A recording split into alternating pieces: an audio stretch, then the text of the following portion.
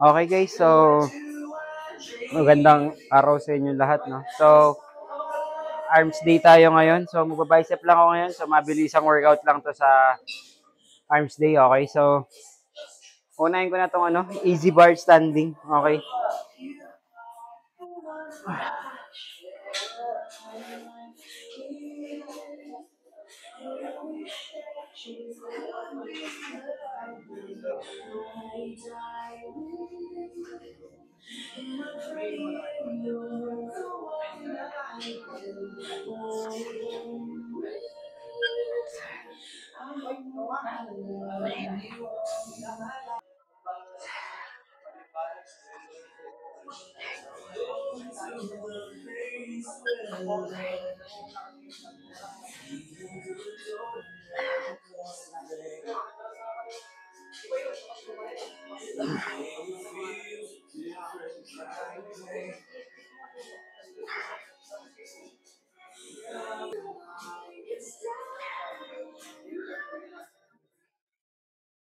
Okay guys, so sa pagkuha nito pataas, no? Lagi ko sinasabi sa inyo, yung kamay nyo, hindi nyo kailangan higupin to para mabuhat. So, kailangan pag angat, diretso, no?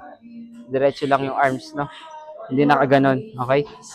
Okay lang medyo sumama ng konti siko kasi hinahabol mo yung ma-squeeze mo palalo yung bicep mo, okay? Yun lang naman. Okay guys, so dito tayo sa cable rope sa may baba, no? So target ko naman dito sa may forearms, hindi dito. Then yung side ng bicep natin sa may gilid, okay? So two body parts yung tatamaan natin dito, okay?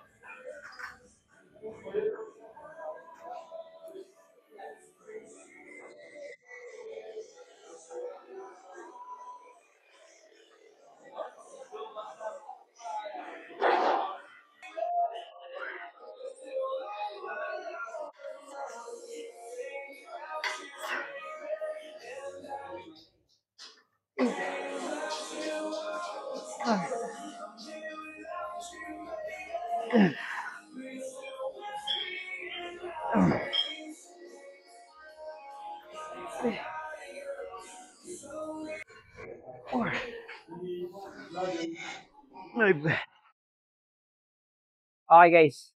So pag nilalaro niyo tong cable, no? Mas okay pag ginagawa niyo to, yung rope stretch niyo hanggang dito. Okay? Then pag inangat niyo, pabuka yung rope hanggang dito. Then pag ibababa nyo, huwag nyo pagdidikitin, okay? Hanggang dito lang, okay? Huwag nyo pagdidikitin ha. Okay, okay. Ayan. Okay guys, so next workout naman natin. So, standing single arm dumbbell. Okay? So, dito guys, no, kung paano yung position dun sa pagbubuhat natin kanina dun sa easy bar, kailangan hindi pa rin nababali ito. Okay? Ay, pre, ingat. Okay.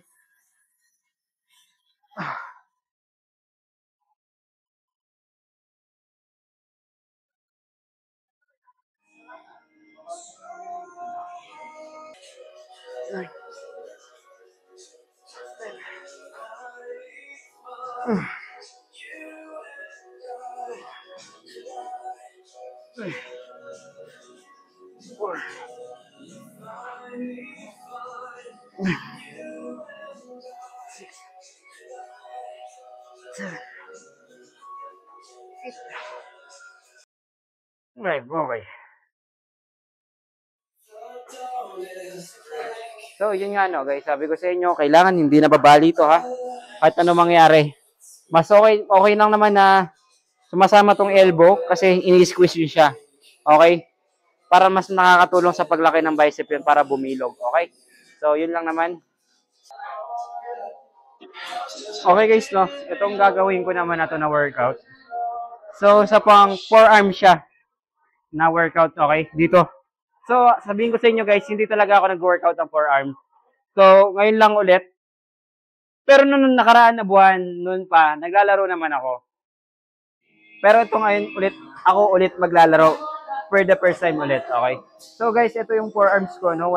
Wala pang laro to guys, ha? Wala pang laro yan. Oh,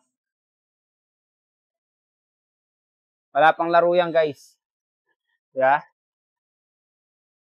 Wala pang laro to guys, wala pa. So ngayon ko lang ulit lalaruin.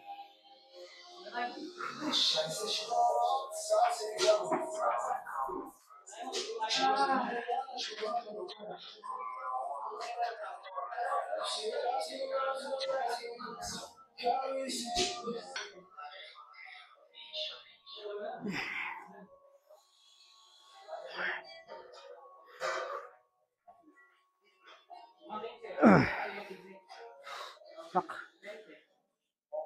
Uy. Okay. Woo! Nakita niyo yung hawak ko guys, nandito yung paghahawak, no? Hindi nandito sa loob, andito sa ano, no? Para mas maramdaman niyo yung hilabs ng workout kasi pag nandito kasi sa loob guys, may sasalo ng weights. Kasi pag ganito naman, so talagang i-hold mo lang siya hanggang sa mag-cramps yung forearms mo. Hanggang matapos yung set mo. Okay? Yun yung pinagkaiba nila. Kasi pag nandito nakahawak, medyo misosuporta. Pero pag wala, eto, mabigat to talaga. Okay? So, yun lang naman. So, sana marami kayo natututunan sa akin. Okay? Okay guys, so last workout ko na to sa bicep, no? So, mag-ano na ako single arm sa tawag dito sa itong pinagba-bicep curl nila dito. So, single dumbbell lang tayo ngayon, okay? Single arm, okay?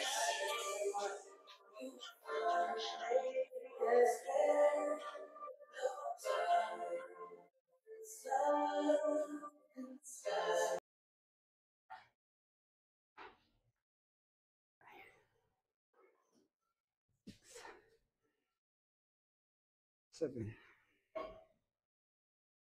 8,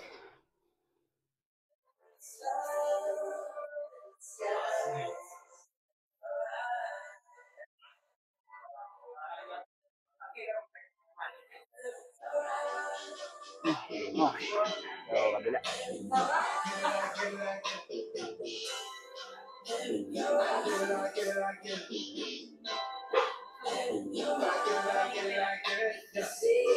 Two.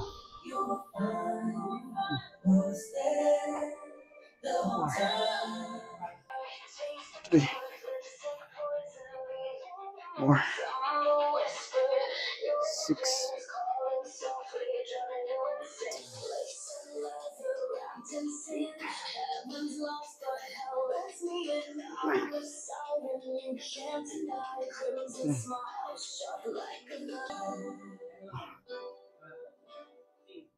Okay. So, guys, no. So, pag ginagawa niyo tong workout na to sa ano, sa bicep curl, ito may patungan sa ano. Mas maganda guys, no, kung ano yung diretso ng ano nyo, ng shoulder nyo, doon nyo siya kukunin at bubuhatin. Huwag yung nakaganon guys, ha. Huwag nakaganon, ha. Okay? Kung ano yung diretso, yun yung buhat natin. So, tsaka ito, kailangan, hindi nakaganyan, ha. So, ganito pa rin yan, okay? Pag inangat nyo, okay? Para mas may squeeze nyo yung bicep, okay? So, yun lang naman yung sikreto dito para mas gumanda yung hugis ng bicep natin, no? So, yun lang naman. So, GG's na. So, bukas ulit. Okay, guys? Abang-abang.